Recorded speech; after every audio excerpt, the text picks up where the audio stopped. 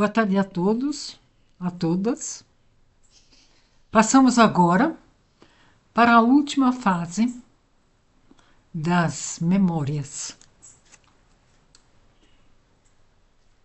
de João Guimarães Rosas, na biografia escrita por Leôncio Mossa.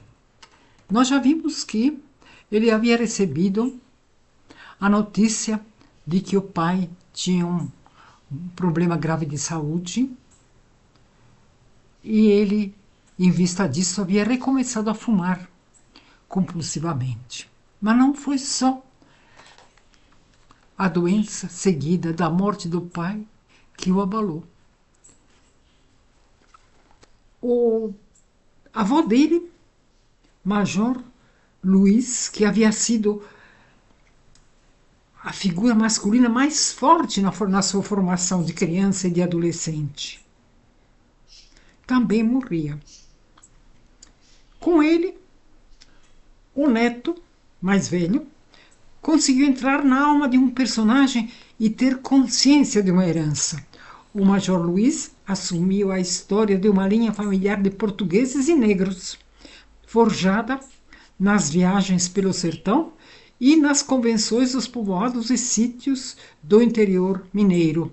Uma gente que conheceu a política, viveu perto dela para não ser devorada e atingiu a nobreza num tempo da República. Conforme se sabe, as origens do Major Luiz eram africanas. Tá? Curioso isso, né? Isso aconteceu no início do abril de 1952. O padrinho Luiz, seu avô materno, morria. Ele era boticário, político, delegado de polícia, escritor de livros espíritas.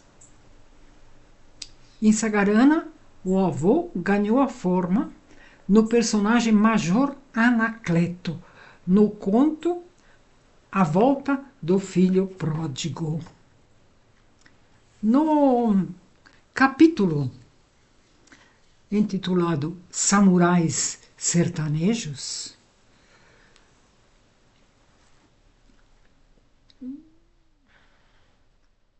Guimarães Rosa teve ocasião de dizer a amigos que ele se via em figuras como Diadorim, citando: Diadorim sou eu.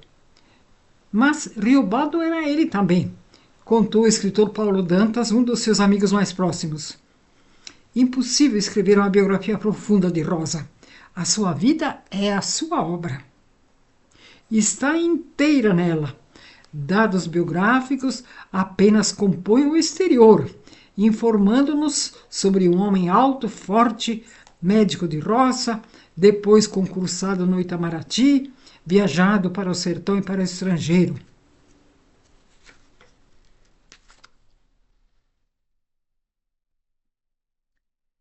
Mas,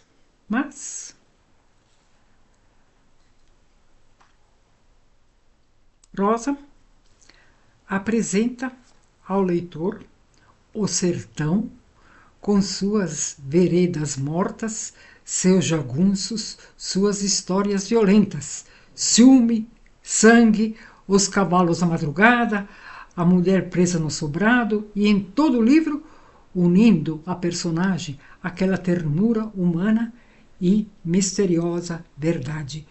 O sertão é dentro da gente, diz o autor Guimarães Rosa. Ele observava que era essencialmente um homem do sertão. Ele tinha laços com as figuras de seus contos e romances.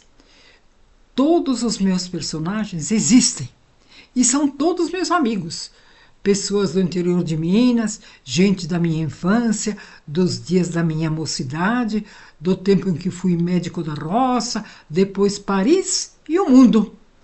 Voltei a Minas e lá sempre encontrei esses espantosos sertanejos. Com eles, eu vou fazendo a minha obra. Escrever para Rosa era um exercício espiritual.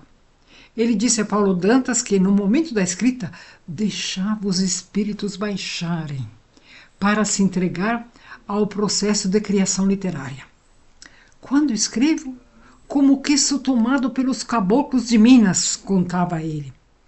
Ele relatou que antes de começar a escrever uma história, gostava de ouvir toadas de vaqueiros e versos de cantadores.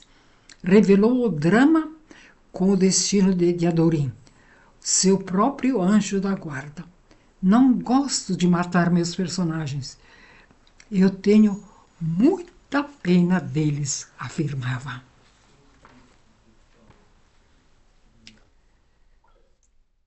Ele, tendo tido esse grande sucesso com a publicação de Grande Sertão Veredas, passou a ser solicitado por uma série de editores estrangeiros que queriam ver a sua obra traduzida nas respectivas línguas.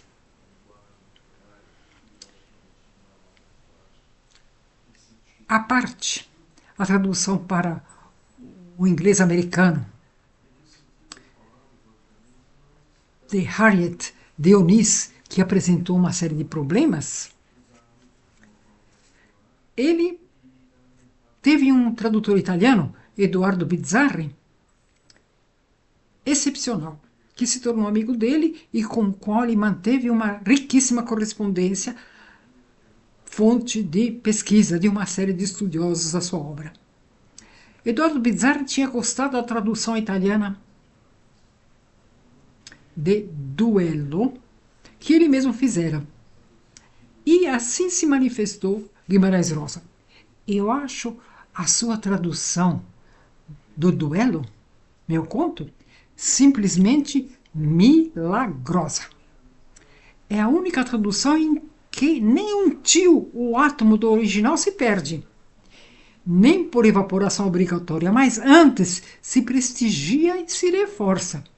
Você é um homem capaz de traduzir qualquer poesia. Deus é grande. Bizzarri trabalhava no consulado da Itália em São Paulo. Só tinha visto o autor uma única vez e rapidamente na entrega do Prêmio Dolores na capital paulista. Rosa tinha com o italiano uma relação bem mais carinhosa e amigável, a ponto de dizer que ele era seu autorizado representante, com ampla e firme procuração. Vez ou outra, ele enviava uma garrafa de Januária, aguardente do norte mineiro, para o tradutor. Eu tive a ocasião de conhecer pessoalmente Eduardo Bizzarri. Ele veio à USP dar uma palestra sobre Nicolau Machiavelli, né? E todo arrumado, impecável, dizia: eu tô me pautando por um Machiavelli, que antes de escrever, ele se punha a melhor roupa. Escrever era um ato ritualístico e de grande importância. Aqui estou eu, então, falando de Machiavelli. Eu me lembrei desse detalhe, lendo agora o texto sobre o encontro dele com Guimarães Rosa. Já o dramático processo da versão do conto Duello para o inglês, feito por Harriet Dionís, não impediu que ela aceitasse traduzir o volumoso romance Grande Sertão. Ela enviou uma carta a Guimarães Rosa para falar do desafio. E ele aceitou, não é? Porém, entrou em pânico quando a tradutora deixou claro que iria procurá-lo com frequência para tirar dúvida. De certo que minha simpatia, boa vontade e disposição cooperadora a acompanharão e estarão presentes. Infelizmente, entretanto, no caso, agora e outras bem escassas, são as minhas possibilidades. Ou melhor, falemos de minha impossibilidade. Ele tinha pavor de ter que acompanhar palavra por palavra a tradução de Grande Sertão, como a tradutora Harriet Dionís propunha. Na verdade, a tradução foi péssima. Eu tive a ocasião de um membro da minha família inglês haver lido o texto dela e ter dito: realmente não passa de um western. Ela transformou essa grande obra num western, num simples western, não é? Não era dotada. Mas esse é um outro assunto, só conste, não é? Só conste a observação. Agora, vamos ver então, eu disse a vocês que havia então uma ligação entre Guimarães Rosa e a Chiquita Bernardes. Ela se separou do marido e passou a morar no Alto Leblon, área nobre da cidade do Rio, e uma casa extremamente agradável, né? Bom, aí Rosa encontrava refúgio, inteligência, espiritualidade e a companhia agradável de uma mulher que lhe admirava, que era fluente em francês e inglês e, portanto, assinava revistas importantes como Discovery e uma publicação sobre cosmos e ciências, além da revista Time. Os livros do líder espiritual Emmett Fox e Chico Xavier estavam pela casa inteira e alimentavam as conversas entre eles. Guimarães Rosa estava cada vez mais envolvido em questões espirituais e místicas. Ele não era católico praticante, mas era um temente a Deus e um místico. Bebia água de todo o rio, como disse Reobaldo no romance. À filha Agnes, Rosa perguntou: o que você sente quando reza? Nossa Senhora já apareceu para você? Nos almoços com jovens diplomatas, no restaurante do Itamaraty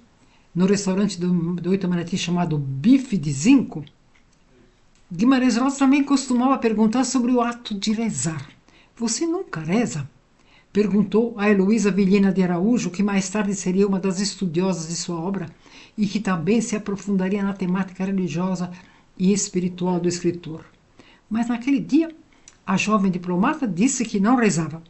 Eu rezo o tempo todo, com medo de cair na loucura. Nesse tempo, Rosa tinha em sua biblioteca livros evangélicos, espíritas e ocultismo.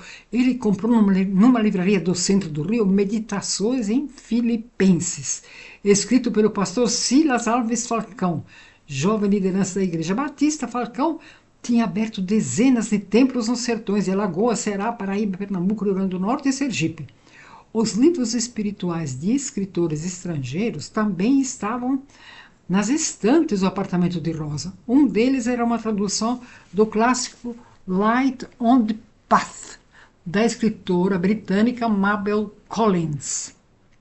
Luz no caminho, tratado para o uso pessoal daqueles que, não conhecendo a sabedoria oriental, desejam receber sua influência. Esse era o título em português desse livro citado em inglês, lançado em 1952 pela editora Pensamento de São Paulo.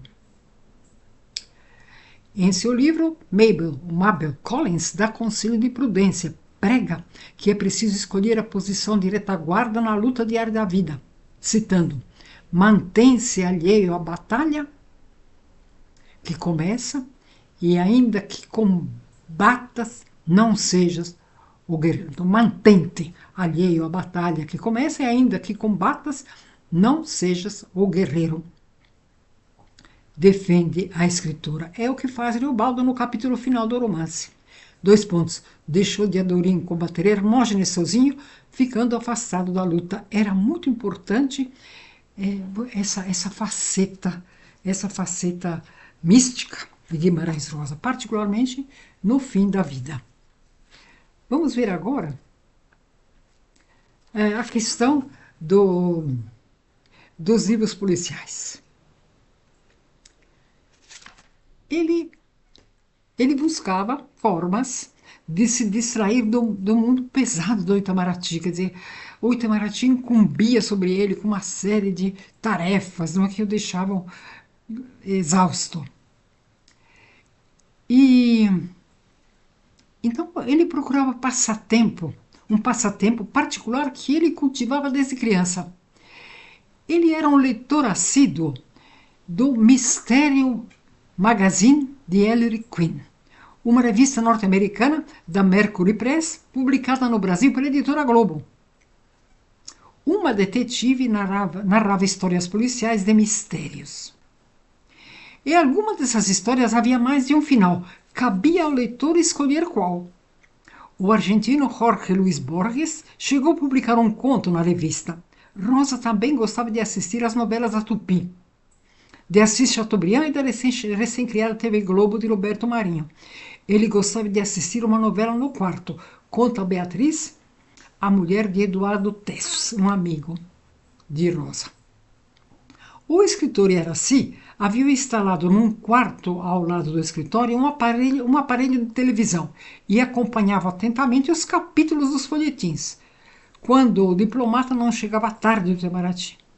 Em 1965, a nova emissora passou o Ébrio, depois o Rei dos Ciganos, A Sombra de Rebeca, e a Tupi levou ao ar Éramos Seis, uma adaptação do romance de Maria José Dupré.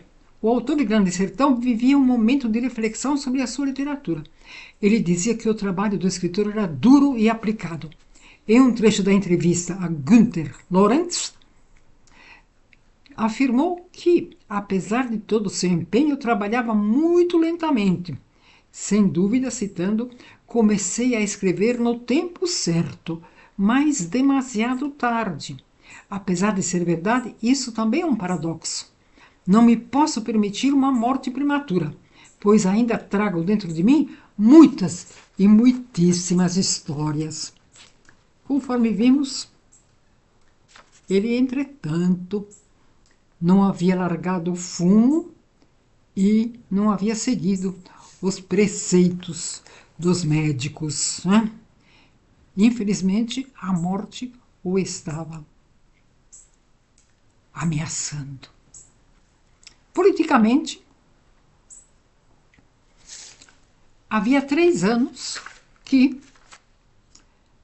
o governador de Minas Gerais, Magalhães Pinto, comprara o fardão para Rosa usar na posse da academia. Finalmente, o nome dele havia sido aceito. Depois de várias tentativas, de ter sido colocado em segundo lugar por uma série de outros candidatos, né? ele havia sido nomeado. Só que ele não tomava posse. Não tomava posse, dizia ele, porque tinha que preparar um discurso e o tempo que a carreira que ele percorria de diplomata não lhe permitia. Então a roupa envelhecia no armário. Quando o escritor marcou para 16 de novembro de 1967 a entrada na instituição. Era o dia de um político que ele prezava muito, João Neves da Fontoura, o ex-chefe que o havia antecedido na cadeira. A solenidade seria na noite de uma quinta-feira no Rio de Janeiro. Alfredo da Costa e Silva, outro grande conhecido e político da época, estava na sua sala na Secretaria-Geral do Itamaraty. Quando tocou o telefone, Alberto, você está muito ocupado? Perguntava Guimarães Rosa. Não, então dê um pulo na minha sala. Alberto bateu a porta, o escritor foi atendê-lo. Depois Rosa fechou e passou a chave. O jovem diplomata se sentou no sofá e o embaixador lhe deu algumas folhas de papel datilografadas. Era o discurso de posse na academia. Fique com isso na mão. Senta aí, pega o lápis. Vai ser a última coisa importante que eu vou fazer. Não me interrompa. Guimarães Rosa começou a ler uma outra cópia do discurso, acompanhado mutuamente pela leitura de Alberto da Costa e Silva. O escritor marcou com Afonso Arinos, que o recepcionaria na academia, uma preparação da posse. Ele foi até o casarão do político na rua Dona Mariana, 63, em Botafogo, na companhia de Afonso Arinos e de Afonsinho, seu filho. Rosa leu também o esboço do discurso com pequenas pausas. Ao terminar a leitura, ele disse uma frase que causou surpresa e que ele já havia pronunciado antes. Em outra ocasião, Diadorim sou eu. Bom, conforme vocês sabem,